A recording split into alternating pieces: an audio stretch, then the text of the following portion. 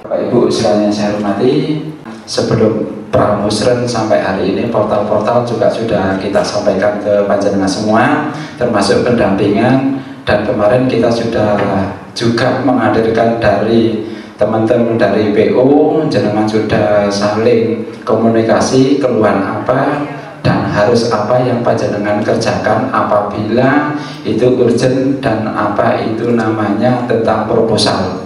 Jadi mungkin di sini saya agar kegiatan pada siang hari ini dibarokahi untuk kita semua, kegiatan dengan mengucap Bismillahirrahmanirrahim bisa dimulai dan dibuka.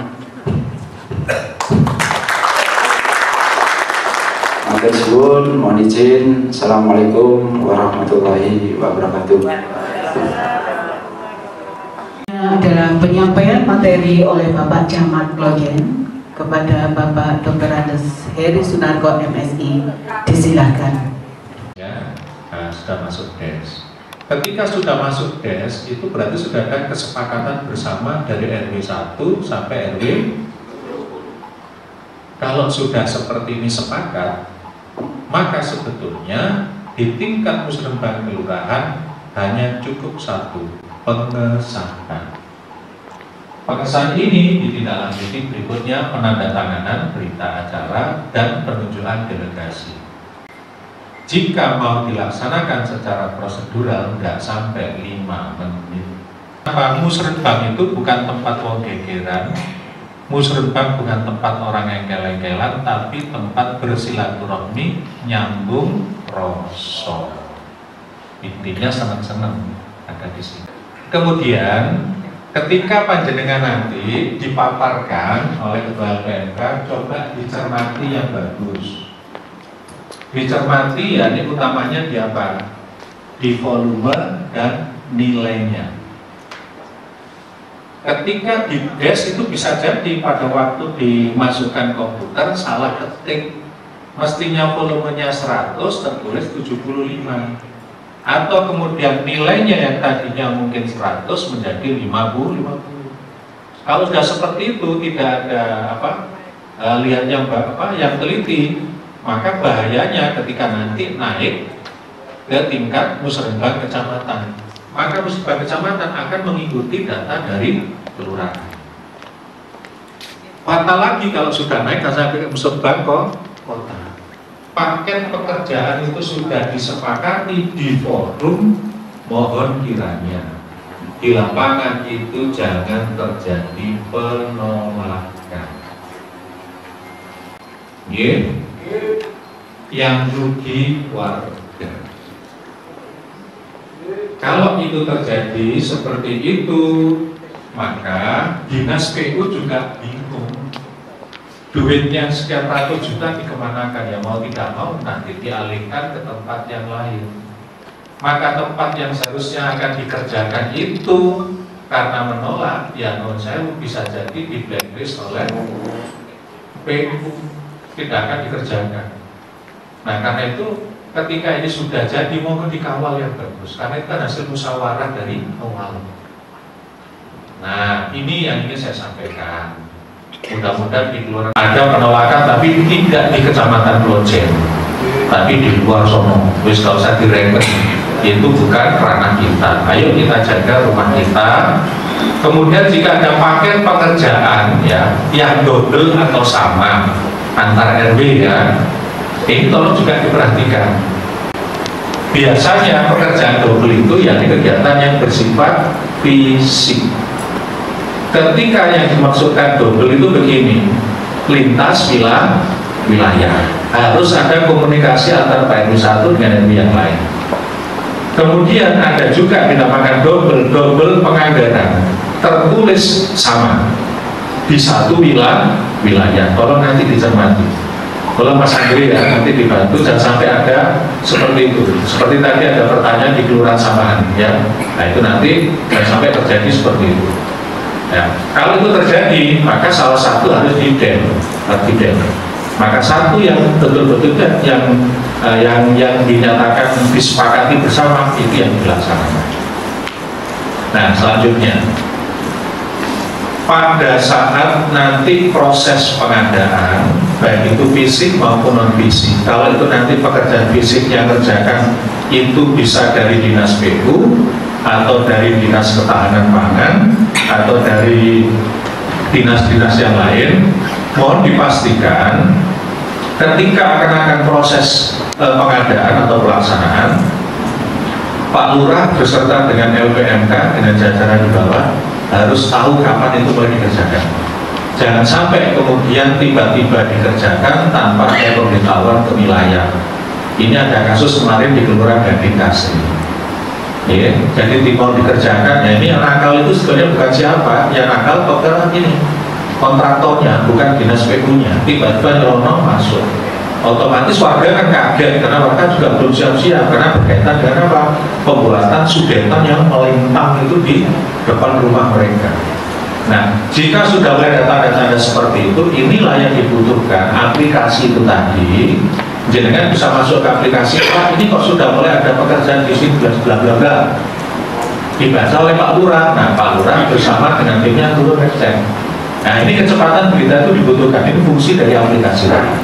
Atau langsung ketika Pak RW tahu, tolong Pak RW juga tanya kepada kontraktor yang bekerja di situ, ini pekerjaan apa? Nah, ini kadang-kadang kita itu cuek warga itu. Nah, ketika warga cuek itu sudah dikerjakan, mohon maaf, ini musim hujan, orang langsung air banjir berhutang masuk ke rumah, baru timbul masalah itu baru rame. Nah, mumpung itu belum terjadi, maka menurut saya harus ada pengingatan. Pengingatan yang benar itu biasanya melalui tahap pemberitahuan. Pertama kepada kecamatan, kedua kepada kelurahan. Maka tim Satgas kecamatan akan turun menanyakan pada kelurahan, apakah sudah tahu ini atau belum? Oh belum, baik, ini kita beritahu. Nah, itu komunikasi yang benar. Selanjutnya, ini menurut saya, ketika program yang sudah disusun, ya, berapa prosentasenya fisik dan non fisik, seperti yang saya sampaikan dua.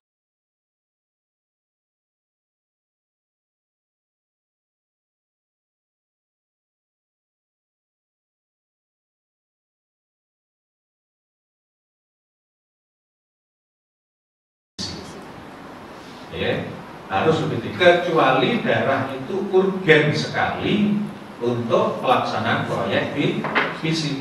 Nah, kalau Roro tadi sebentar saya lihat itu fisiknya lebih tinggi daripada non fisik, salah Pak Camat? Tidak. Kenapa? Warga masih membutuhkan fisik, tetapi non fisiknya juga jangan ditinggalkan terlalu jauh.